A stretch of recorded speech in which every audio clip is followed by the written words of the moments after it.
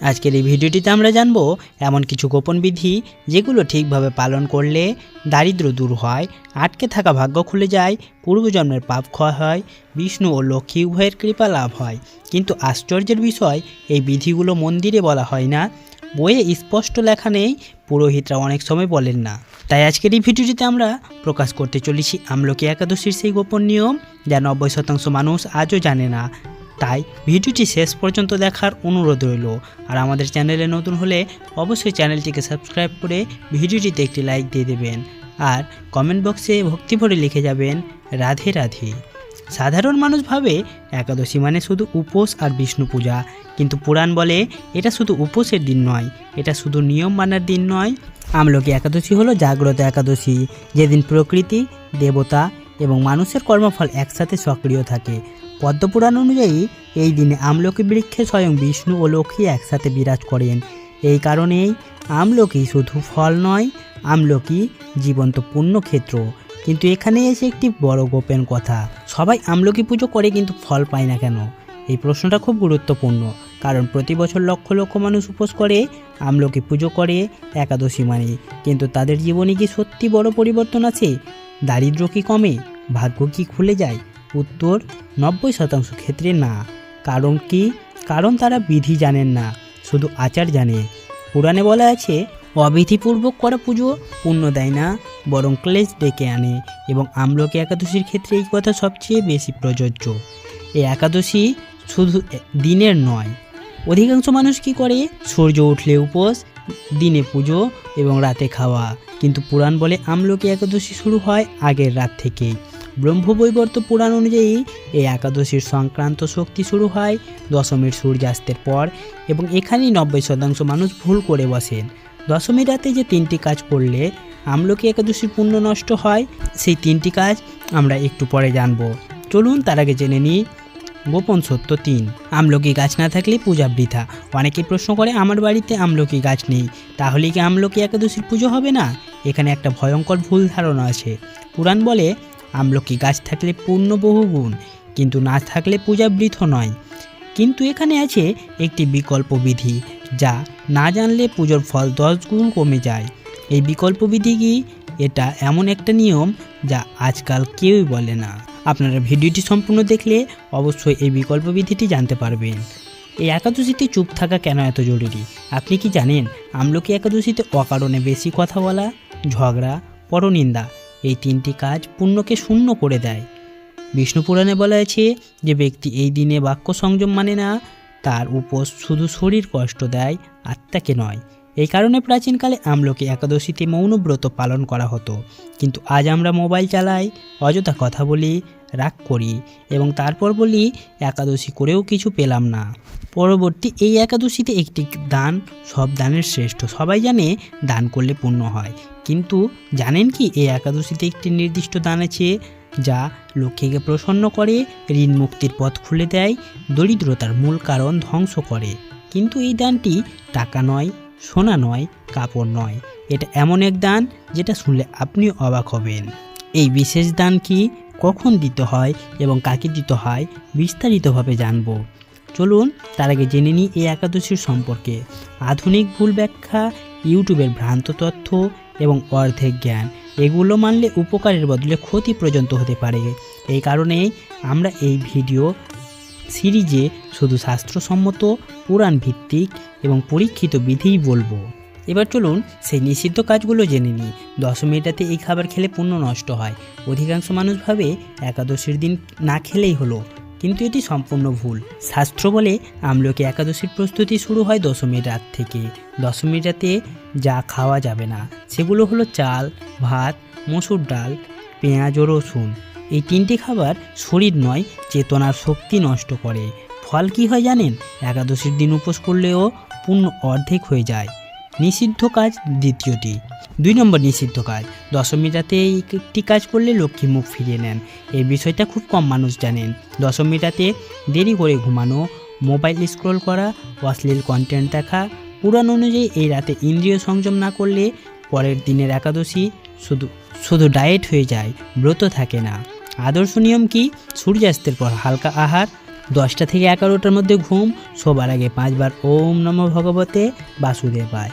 তৃতীয় নিষিদ্ধ কাজ, এই ভুলটি সবচেয়ে মারাত্মক। দশমীটাতে কারো সঙ্গে ঝগড়া, কটু কথা, গালি ও রাগ। বিষ্ণুপুরাণ বলে একাদশীর পূর্বরাত্রে যে ব্যক্তি ক্রোধ ত্যাগ করে না তার ব্রত দেবতারা গ্রহণ করেন না। এই একটিমাত্র কারণে অনেকের জীবন থেকে শান্তি ও অর্থ দুটোই। আমলকি গাছ না থাকলে কি করবেন? চলুন এবার এই প্রশ্নের উত্তরটি জেনে নিই। অনেকে বলেন আমার বাড়িতে আমলকি গাছ নেই, তাহলে কি পূজা বৃথা? না, কিন্তু সাধারণ পুজো করলে ফল কমে যাবে। শাস্ত্রসম্মত বিকল্প বিধি হলো, যদি আমলকি গাছ না থাকে একটি শুকনো আমলকি ফল অথবা আমলকি চূর্ণ অথবা আমলকি ছবি একটি পরিষ্কার থালায় রেখে তার সামনে প্রদীপ জ্বালাতে হবে। কিন্তু এখানে আছে একটি গোপন নিয়ম, প্রদীপটি ঘি দিয়ে জ্বালাতে হবে, তেল নয়। কারণ পুরাণ মতে ঘি হলো লক্ষ্মীতত্ত্ব এবং তেল হলো কর্মতত্ত্ব। এ একাদশীতে কর্ম নয়, লক্ষ্মীর কৃপাই মুখ্য। এই একাদশীর সবচেয়ে শক্তিশালী দান। এখন আসছে সেই দান যেটা শুনে অনেকেই অবাক হবেন। টাকা নয়, সোনা নয়, কাপড়ও নয়, শ্রেষ্ঠ দান হলো আমলকি দান আর জল দান। কীভাবে? একটি আমলকি ফল সঙ্গে 1 গ্লাস পরিষ্কার জল যে কাউকে দিতে পারেন। আমলকি একাদশীতে জল সহ আমলকি দান করলে জন্ম জন্মান্তরের দারিদ্র্য কাটায়। এই দান ঋণের চাপ কমায়, অকারণ খরচ বন্ধ করে এবং লক্ষ্মীর স্থায়িত্ব বাড়ায়। চলুন এবার আমরা জানবো সেই 5 মিনিটের গোপন সাধনাটি। এখন সেই কাজটা বলছি যেটা করলে জন্মকুণ্ডলীর দুর্ভাগ্য দোষ পর্যন্ত নরম হয়। কখন করবেন? একাদশীর দিন সূর্য ওঠার পর বা সন্ধ্যায় প্রদীপ জ্বালিয়ে। কি করবেন? সামনে একটি প্রদীপ, মনে মনে নিজের নাম বলবেন, তারপর বলবেন, হে বিষ্ণু, আমার না জানা অজানা সব ভুল ক্ষমা করুন, আমার জীবনে ধর্ম, অর্থ ও শান্তির পথ খুলে দিন। এই মন্ত্র নয়, এই প্রার্থনায় আসল শক্তি। 5 মিনিট নীরব বসে থাকবেন। এই সাধনা মন পরিষ্কার করে, ভাগ্যের গাঁট খুলতে শুরু করে, অদৃশ্য বাধা কাটায়। এই একাদশীতে মিথ্যে কথা, কাউকে কষ্ট এবং অহংকার করলে পুরো ব্রত উল্টো ফল দিতে শুরু করে। এই দিনটা যতটা সম্ভব সহজ, শান্ত ও সংযত রাখুন। এখন হয়তো অনেকে প্রশ্ন করতে পারেন, সব কিছু ঠিকঠাক করেও অনেকের জীবনে কেন লক্ষ্যে স্থায়ী হয় না? উত্তরটি লুকিয়েছে আমলকি একাদশীর রাত্রিকালীন গোপন বিধিতে। এই বিধি না জানলে উপোস পূর্ণ হয় না, দান অসম্পূর্ণ থাকে, লক্ষ্মী এসেও ফিরে যান। চলুন রাত্রিকালীন গোপন বিধিগুলি জেনে নিই। যে সময় লক্ষ্মী নিজে ঘরে আসেন। শাস্ত্র অনুযায়ী আমলকি একাদশীর দিনে লক্ষ্মী সারাদিন পর্যবেক্ষণ করেন, কিন্তু রাতে সিদ্ধান্ত নেন কার ঘরে থাকবেন আর কার ঘর ছেড়ে যাবেন। একাদশীর রাতে সূর্যাস্তের পর রাত 8টা থেকে 10টার মধ্যে এই সময়টাকে বলা হয় লক্ষ্মী নির্ণয় কাল। এই কাজটি লক্ষ্মী প্রবেশের গোপন কাজ। এই কাজটি জটিল নয়, ব্যয়বহুল নয়, বাহ্যিক কিছু নয়, কিন্তু প্রভাব অবিশ্বাস্য। কি করতে হবে? ঘরের মূল দরজার কাছে একটি ছোট প্রদীপ জ্বালান ঘি দিয়ে, দরজার দুপাশে সামান্য জল ছিটিয়ে দিন। তারপর মনে মনে বলুন, হে মা লক্ষ্মী, আমি ধন চাই না, আমি স্থায়িত্ব চাই, আমার ঘরে শান্তি ও ন্যায়ে বাস করুন। এই কথাগুলো উচ্চস্বরে নয়, মনের ভেতর থেকেই বলবেন। শাস্ত্র বলে, যে ঘরে লক্ষ্মীকে আহ্বান নয় অনুরোধ করা হয়, সেই ঘরেই লক্ষ্মী থাকেন দীর্ঘকাল। এই রাতে যা একেবারেই করা যাবে না, এই রাতে উচ্চস্বরে হাসি, গান বাজনা, ঝগড়া, অহংকার, অন্যের নিন্দা এগুলো করবেন না। কারণ এই রাতটা ভোগের নয়, গ্রহণের। লক্ষ্মী শব্দে নয়, শান্তিতে প্রবেশ করেন। ব্রত ভাঙার সঠিক নিয়ম। অনেকেই ভাবে পরের দিন সকালে কিছু খেলেই হলো, কিন্তু এটি মারাত্মক ভুল। শাস্ত্র অনুযায়ী আমলকি একাদশীর ব্রত দ্বাদশীর সঠিক সময়ে নিয়ম মেনে ভাঙতে হয়। সঠিক নিয়ম কি? সকালে স্নান করে বিষ্ণুকে স্মরণ করে প্রথমে 1 চুমুক জল, তারপর আমলকি বা তুলসী স্পর্শ করে খাদ্য গ্রহণ। যদি আমলকি না থাকে তুলসী পাতাই যথেষ্ট। এই নিয়ম না মানলে উপোস শরীরের কষ্ট হয়, আত্মার পুণ্য হয় না। কি একাদশীর পর অনেকেই বলে, আমি তো সব করলাম কিন্তু কিছুই হলো না। শাস্ত্র বলে, ফল তৎক্ষণাৎ না এলে হতাশ হওয়া, সন্দেহ করা, ঈশ্বরকে দোষ দেওয়া, এই 3টি কাজ পুণ্যকে নিজের হাতেই বন্ধ করে দেয়। আমলকি একাদশীর ফল ধীরে আসে, কিন্তু গভীরে কাজ করে, স্থায়ী হয়। ভুল হয়ে গেলে কি করবেন? মানুষ মাত্রই ভুল হয়, শাস্ত্র তাও জানে। যদি দশমীর রাতে ভুল খাওয়া হয়, রাগ হয়ে যায়, নিয়ম ভাঙা হয়, তাহলে পরের দিন মনে মনে বলুন, হে বিষ্ণু, আমি অজ্ঞানতাবশত ভুল করেছি, ইচ্ছাকৃত নয়, আমার সংকল্প গ্রহণ করুন। এই একটিমাত্র প্রার্থনা 50% দোষ কাটিয়ে দিতে পারে।